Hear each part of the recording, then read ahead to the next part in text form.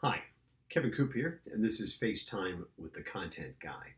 So I had an interesting conversation the other day with a guy named Pradeep Langomaran, and what he is, and I'm going to refer to him as Pradeep from now on because, frankly, I'm going to screw up his name. He is the co-founder and CEO of a company called Farmstead, and this is a San Francisco-based e-grocery startup, and they've been in business since 2016. And they've got an interesting business model. Now, listen, I'm old enough that I have I've been offered a lot of Kool-Aid, and I do my best not to drink the Kool-Aid when these folks talk to me. But I'm also been around long enough to know that listen, you got to keep an open mind because sometimes something comes along and you go, oh, that makes sense, that's interesting, and maybe it'll take the industry in different kinds of places. Anyway, they have an interesting business model. As I say, they've been in business since 2016, and right now they're only serving basically a 50-mile radius of San Francisco. But rather than do what a lot of e-commerce companies will do, e-grocery companies will do, they've decided what they're going to do is be very, very targeted, using algorithms, machine learning, AI, and basically they're only going to offer, depending on the time of year, between 1,500 and 3,000 items.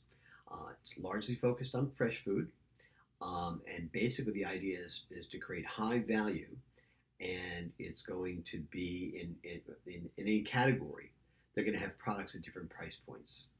But the idea is no matter which price point you go towards, it will be a value for the level of product that you want.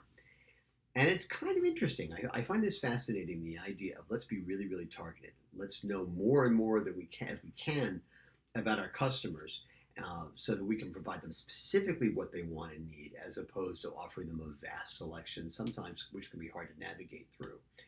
They're keeping the cost down. They're going right through a wholesaler. Don't have any relationships with existing retailers. Although, listen, I think there's a possibility down the road they could actually develop some relationships with retailers where they could actually serve as the e-commerce component for a brick and mortar retailer looking for a different sort of approach. In terms of as they're looking for a path into e-commerce. They've got one warehouse, it's about 3,000 square feet. They don't have any stores. They're keeping their overhead low, focusing mostly on identifying product that's relevant, resonant to their customers, and then getting it to them quickly. It's interesting, when I was describing the business model to me, I sort of thought about Stu Leonard's. And he'd never heard of Stu Leonard's. I mean, Pradeep is a technology logistics guy. He told me it's only recently he's begun to think of himself as a grocer. But I thought about Stu Leonard's, and Stu Leonard's, in every one of their stores, they've got a tightly edited grocery selection, focusing primarily on produce. Okay, the idea is to have sharp pricing, not always the cheapest on pricing, but limited selection, maybe 1,500 SKUs at most, and their stores do millions of dollars a week apiece. So the notion of creating a compelling shopping experience out of a targeted grocery selection is a really good one. And maybe there's an applicability there. Listen, I think you can go long tail, but you can also do really, really short tail. Now, I think, to be honest with you, there are ways in which they can improve. First of all, they've been over 2 years working in San Francisco. It's time to spread their wings, see if it'll apply to other markets. Pradeep tells me they have 3 markets in mind to open during 2019, one of them on the East Coast. That'll be a valuable experience for them. I also think it'd be really good. They have to do a better job on their website, and I'll put the link in the text version of this. They need to do a better job of telling their story. It's a lot of it's all prose, no poetry. I happen to like poetry, and especially considering that study that we quoted earlier this week on Morning Newsbeat, where Google and Bain and Company basically concluded that most people want to actually do e-grocery through a retailer they've been dealing with in a brick and mortar situation. They don't necessarily want a pure play.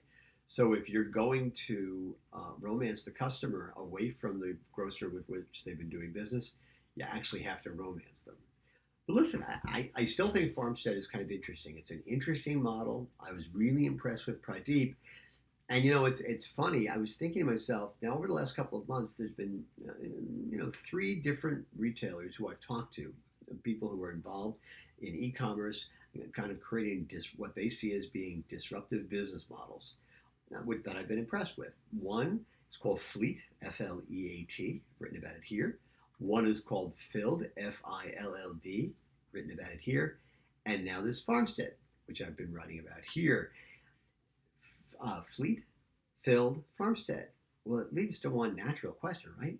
What the... Well, WTF. Anyway, that's what's on my mind this morning. And as always, I want to hear what's on your mind.